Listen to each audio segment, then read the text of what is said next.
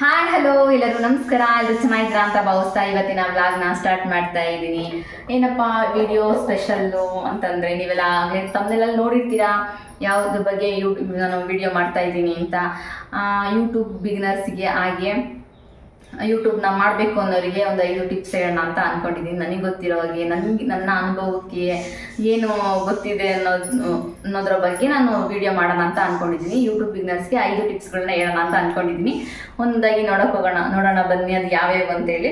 ಮೊದಲನೇದಾಗಿ ಟಾಪಿಕ್, ನಾವು ಯಾವ ವಿಷಯದ ಬಗ್ಗೆ ವಿಡಿಯೋ ಮಾಡ್ತೀವಿ ಅನ್ನೋದು ಮೊದಲು ನಮಗೆ ಕ್ಲಾರಿಟಿ ಇರಬೇಕು. ನಾವು ವ್ಲಾಗ್ ಮಾಡ್ತೀವ, ಇಲ್ಲ ಕುಕಿಂಗ್ ಚಾನಲ್ ಮಾಡ್ತೀವ, ಇಲ್ಲ ಬೇರೆ ನಿಮಗೆ ಯಾವುದ್ರ ಬಗ್ಗೆ ಇಂಟ್ರೆಸ್ಟ್ ಇರುತ್ತೋ ಆ ಯಾವ ಚಾನಲ್ ಬಗ್ಗೆ ನಾವು ಯಾವ ಟಾಪಿಕ್ ಮೇಲೆ ಮಾಡ್ತೀವಿ ಅನ್ನೋದು ಮೊದಲು ಕ್ಲಾರಿಟಿ ಇರಬೇಕು.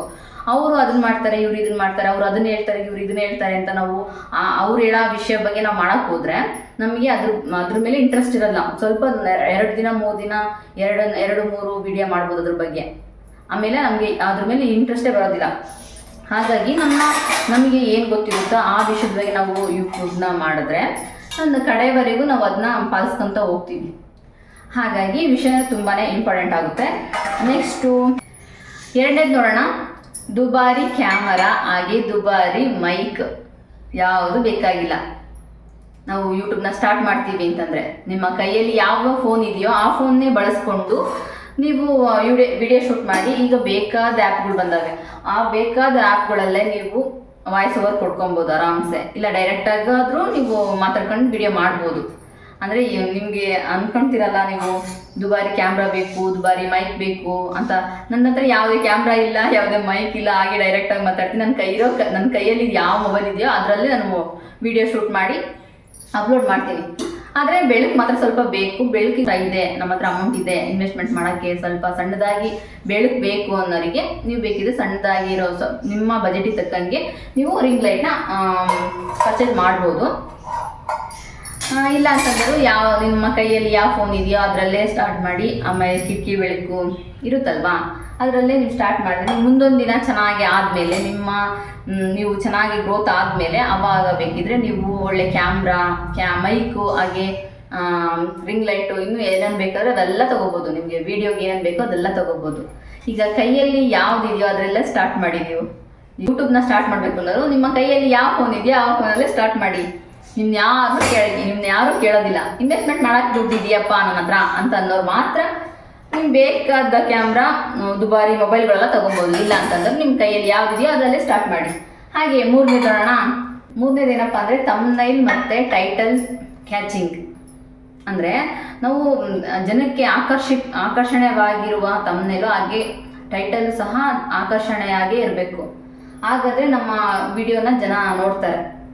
ಹಾಗಾಗಿ ನಮ್ಮ ತಮ್ನೈಲ್ ತುಂಬಾ ಚೆನ್ನಾಗಿರ್ಬೇಕು ಅಂತ ಹೇಳ್ತೀನಿ. ಹಾಗೆ ಜನಗಳಿಗೆ ಬೇಗ ಕನೆಕ್ಟ್ ಆಗೋ ಹಾಗೆ ತಮ್ನೈಲ್ನ ಟೈಟಲ್ ಇರಬೇಕು ಅಂತ ಹೇಳ್ತೀನಿ.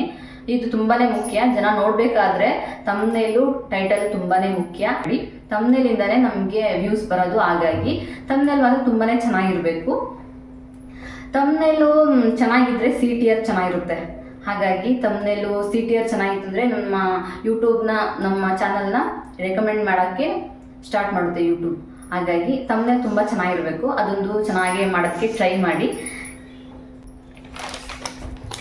4ನೇದು ನೋಡೋಣ, ಸಾಂದರ್ಭಿಕ ಶ್ರಮ ಮತ್ತು ಕನ್ಸಿಸ್ಟೆನ್ಸಿ ತುಂಬಾ ಮುಖ್ಯ. ಸಾಂದರ್ಭಿಕ ಶ್ರಮ ಅಂತಂದರೆ ಏನು ಗೊತ್ತಾ, ನಾವು ಶ್ರಮ ಪಡಬೇಕು. ವಿಡಿಯೋ ಮಾಡೋದು ಅಂದರೆ ಸುಮ್ಮನೆ ಅಲ್ಲ. ಒಂದು ಯಾರಾದರೂ ಕೆಲಸ ಮಾಡ್ತೀನಿ ಅಂದರೆ ಸುಲಭವಾದ ಕೆಲಸ ಅಲ್ಲ. ಹಾಗೆ ವಿಡಿಯೋ ಮಾಡಬೇಕು ಅಂದ್ರೂ ಸುಲಭವಾದ ಕೆಲಸ ಅಲ್ಲ. ಅದಕ್ಕೂ ತುಂಬಾ ಟೈಮ್ ಹಿಡಿಯುತ್ತೆ. ಒಂದೊಂದು ಕ್ಲಿಪ್ಪು ಸಹ ತುಂಬಾ ಮುಖ್ಯ ಆಗುತ್ತೆ. ಹಾಗಾಗಿ ಶ್ರಮ ಪಡ್ಕೊತ ನಾವು ಕನ್ಸಿಸ್ಟೆನ್ಸಿ ಮೇಂಟೈನ್ ಮಾಡಿದ್ರೆ ಯೂಟ್ಯೂಬಲ್ಲಿ ಗ್ರೋ ಆಗೋಕ್ಕೆ ತುಂಬಾ ಅನುಕೂಲ ಆಗುತ್ತೆ.